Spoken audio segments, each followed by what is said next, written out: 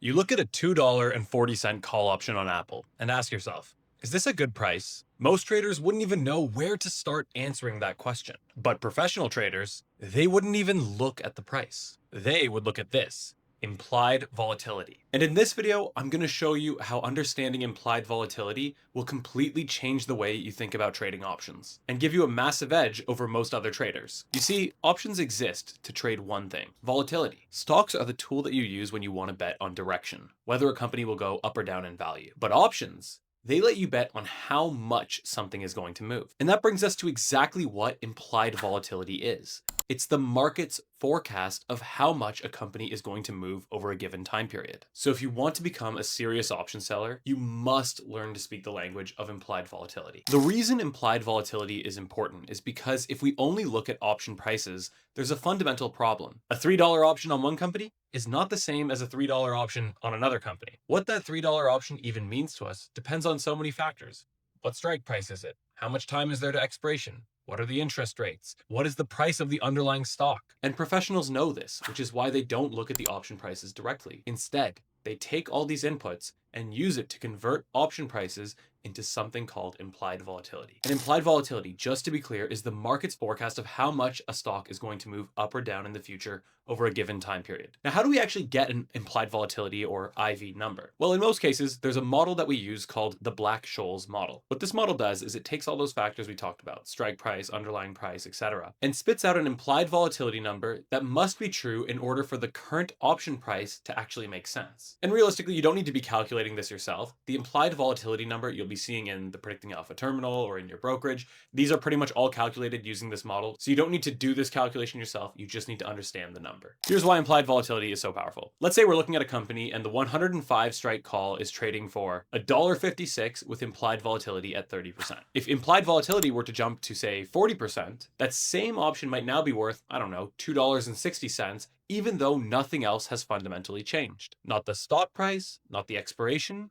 just the expectation of how much the stock will move in the future. And this is why volatility traders can make or lose money regardless of how much the stock moves exactly. The trade or the bet that they're making is based on the difference between how much the market thinks the stock will move in the future versus how much it actually does. So how do you use an implied volatility number? First, just really keep in mind you're not needing to calculate anything by hand. Your job is just to know when implied volatility is high or low, or realistically cheap or expensive, and trade accordingly. Now, a very common starting point that people will use is they will look at implied volatility numbers today and compare it to where it's been historically. The reason people will do this is because implied volatility, unlike stock price, is not a trending asset.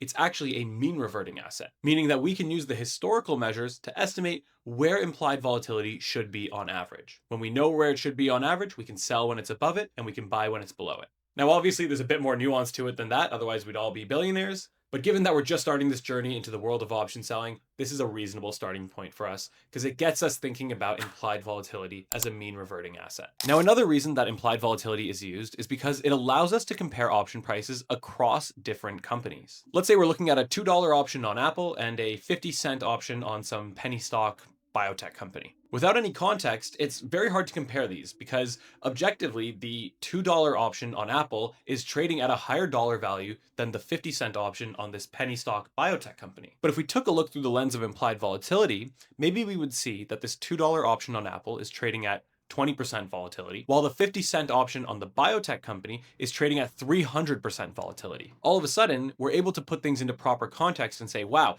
this option on this biotech company is implying a massive range of movement over the next 30 days or whatever, whereas Apple is implying something much less than that. And remember, in this case, the biotech company is probably trading at a couple dollars a share, meaning the 50 cents is a much larger proportion of the share price compared to Apple, which might be trading at $200, and the $2 represents a very small percentage of that share price. And once you do an analysis like this, that biotech option, which maybe seemed cheap compared to Apple, is all of a sudden terrifying. It's an extremely large move baked into that option. Now, when we talk about how most pro option sellers are using volatility, we can say that most of the time they are actually short volatility. And that means they believe that the market is overestimating how much movement will actually happen. And the way these strategies usually play out is it's like selling insurance premiums. Most of the time, you're going to collect a small premium, and then once in a while you pay out big. But thanks to a concept called the variance risk premium, which is the idea that implied volatility tends to overstate realized volatility, these small premiums we collect over time tend to outweigh the losses incurred from when we have to pay out, which is why there's a profitable strategy selling options to begin with. So what does it mean to be short or long volatility? If you're long volatility, it means you believe that the realized amount of movement that will actually happen is going to be higher than the implied volatility. And if you're short volatility, it means you believe that the amount the stock's going to move in the future